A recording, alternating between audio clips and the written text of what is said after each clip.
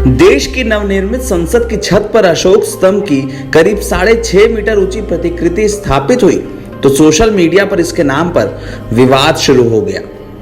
राष्ट्रीय चिन्ह की इस प्रतिकृति के ओरिजिनल स्वरूप यानी मूल स्तंभ की तस्वीरों को लेकर लोगों ने तमाम चर्चाएं शुरू कर दी हैं। संसद के अशोक स्तंभ की तस्वीरों के साथ इन तस्वीरों को जोड़कर लोगों ने सोशल मीडिया पर खूब रार मचाया है।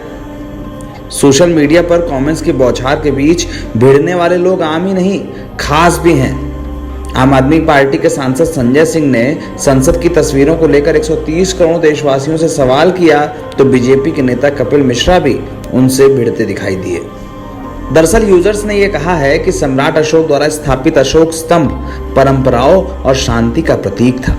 इसमें जो शेर दिखाए गए थे उनकी छवि सौम्य या शांत बैठे शेरों की थी जो चारों दिशाओं की ओर देखते थे।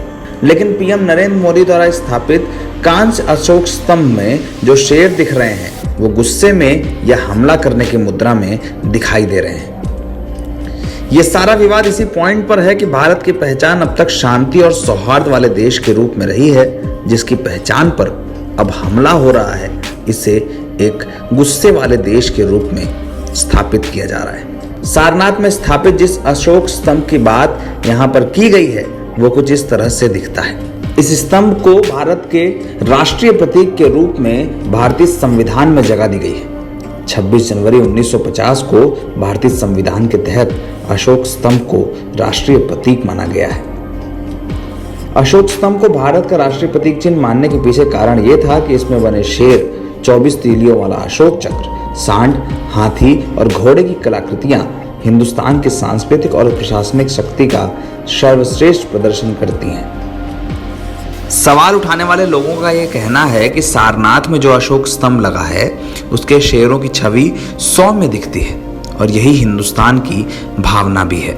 हालांकि तमाम एक्सपर्ट्स ने इसे एक राजनीतिक स्टंट कहा है और कहा है कि बेवजह इस तरह की बहस शुरू की गई है। वाराणसी में बीएचयू के प्रोफेसर रहे राणा पीबी सिंह कहते हैं कि दोनों अशोक स्तंभों के निर्माण का वक्त अलग अलग है और इसमें बड़ा अंतर भी है। जब कोई चीज किसी की प्रतिकृति बनती है तो ये तय है कि वो उससे थोड़ी अलग होगी ही। ऐसे में इस पर विवाद करने की कोई जरूरत नहीं लगती।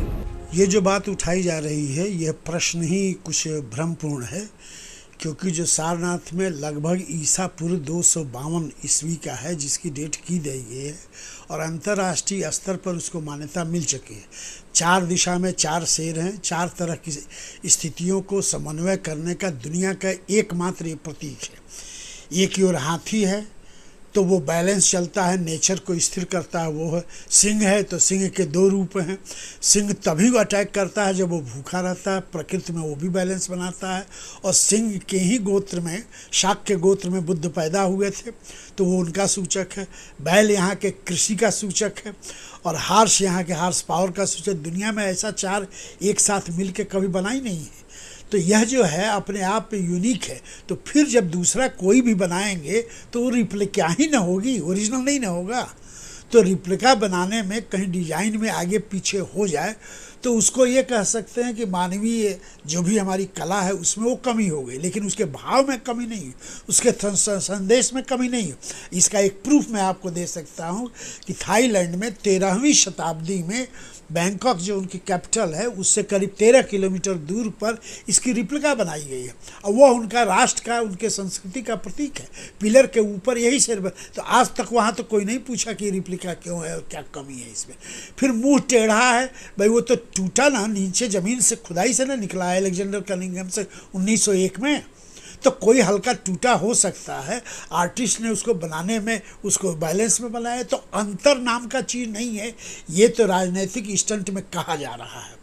कभी भी कोई चीज़ आपका जैसे फ़ोटो बनाया जाता है तो आप खुद फ़ोटो नहीं है ना, उसके प्रतीक है ना। तो उसी तरह से ओरिजिनल तो सारनाथ है और इस तरह से और भी बने, लेकिन सारनाथ का 64 जगह पर हैं ये।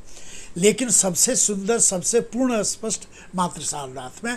और इसी को रिजर्व बैंक इंडिया का भी चिन्ह लिया गया, अपने फाइनेंस का 1952 में पार्लियामेंट द्वारा पास होकर चिन्ह हुआ। तो वही चिन्ह मोदी जी बना रहे हैं। तो मोदी जी स्कल्पचर नहीं है ना, आर्टिस्ट है ना।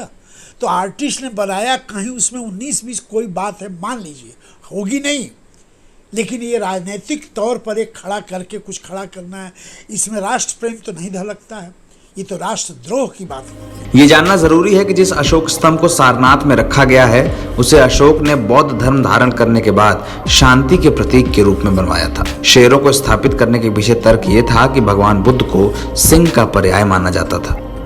अशोक स्तंभ को किसी भी दिशा में देखने पर सिर्फ 3 ही शेर दिखाई पड़ते हैं। इसके अलावा इसके नीचे मुंडकोपनिषद का एक श्लोक भी लिखा है, सत्यमेव जयते। अशोक स्तंभ के नीचे एक अशोक चक्र भी बना है जो हमारे राष्ट्रीय ध्वज के मध्य में भी दिखाई देता है। मूलतः सम्राट अशोक ने इस स्तंभ को बौद्ध धर्म के प्रचार के लिए लगवाया था, लेकिन 1950 में भारतीय संविधान के अंतर्गत इसे राष्ट्रीय प्रतीक के रूप में स्थान दिया गया। इसकी अलग अलग प्रतिकृतियां देश की संवैधानिक संस्थाओं से लेकर तमाम ऐसे स्थानों पर लगाई गई हैं जिन्हें राष्ट्रीय प्रतीक या राष्ट्रीय गौरव का स्थान कहा जाता है। नवभारत टाइम्स ऑनलाइन की रिपोर्ट।